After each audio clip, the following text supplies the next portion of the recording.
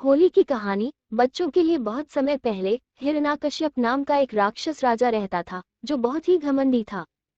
वो सबसे शक्तिशाली प्राणी बनना चाहता था और उसने ब्रह्मांड के निर्माता ब्रह्मा से उसे अमर बनाने की प्रार्थना की।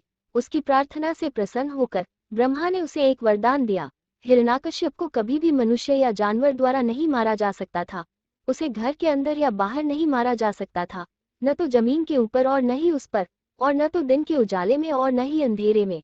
दानव राजा वरदान से बहुत प्रसन्न हुआ, क्योंकि उन सभी शर्तों के साथ उसे मारना किसी के लिए भी असंभव होगा। अपने वरदान से हिरण्याकश्यप खुद को ब्रह्मांड में सबसे शक्तिशाली व्यक्ति के रूप में देखने लगा, यहाँ तक कि भगवान से भी अधिक शक्तिशाली। उसने अपने राज्य में सभी के दिलों में डर पैदा कर दिया और जोर देकर कहा कि वे केवल उसकी पूजा करते हैं और किसी की नहीं। डर के मारे राज्य के सभी लोग उसकी पूजा करने लगे, लेकिन एक व्यक्ति था जिसने नहीं किया, और वह हिरण्यकश्यप का अपना पुत्र प्रहलाद था। दुष्ट राजा के क्रोध की कल्पना कीजिए जब उसके अपने पुत्र ने विष्णु की पूजा की। उसने अपने बेटे को विष्णु की पूजा बंद करने के लिए समझाने की कोशिश की, लेकिन प्रहलाद टस से मस नहीं हुआ। गुस्से में राजा ने घोषणा की कि प्रहलाद को मार दिया जाएगा। राज्य की जनता भय से कांप उठी। राजा अपने ही पुत्र को उसकी पूजा न करने के कारण मृत्युदंड दे रहा था। उनमें से बाकी के पास क्या मौका था? राजा ने अपने सैनिकों को प्रहलाद को एक चट्टान से धक्का देने का आदेश दिया, लेकिन विष्णु ने प्रहलाद को घास के एक बड़े ढेर पर उतारकर उसे बचा लिया। दुष्ट राक्षस राजा ने तब प्रहलाद को एक कुएं में धकेल दिया था, लेकिन विष्णु ने कुएं का पानी ऊपर उठाया ताकि प्रहलाद आसानी से तैरकर जमीन पर आ सके। हैरान होकर राजा ने अपने बेटे को हाथियों से रौंदने का आदेश दिया, लेकिन हाथियों ने प्रहलाद के दिल में दया देखी और उस पर पैर रखने से मना कर दिया। हिरण्यकश्यप ने युवा प्रहलाद को जहरीले सांपों के एक गड्ढे में भी फेंक दिया था, लेकिन जब प्रहलाद विष्णु के नाम का जाप करने लगा तो सांपों ने उसे डंसने के बजाय डांस किया।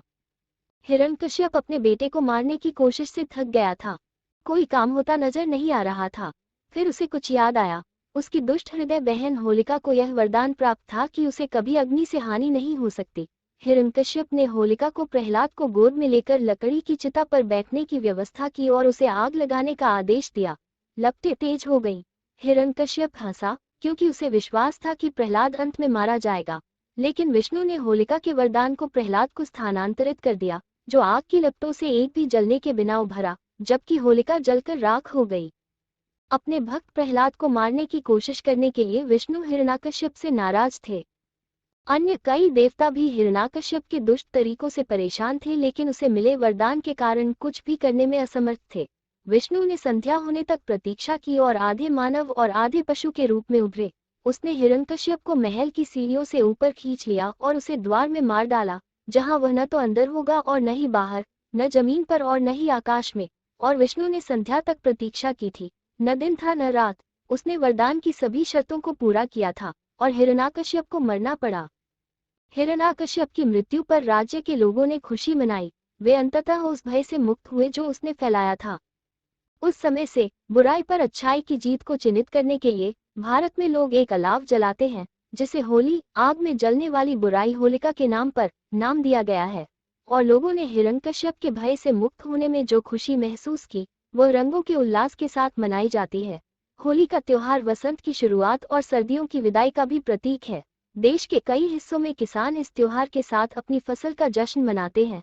और हाँ, पूरे देश में बच्चे रंगों और पानी के खेल का आनंद लेते हैं। शेयर करना।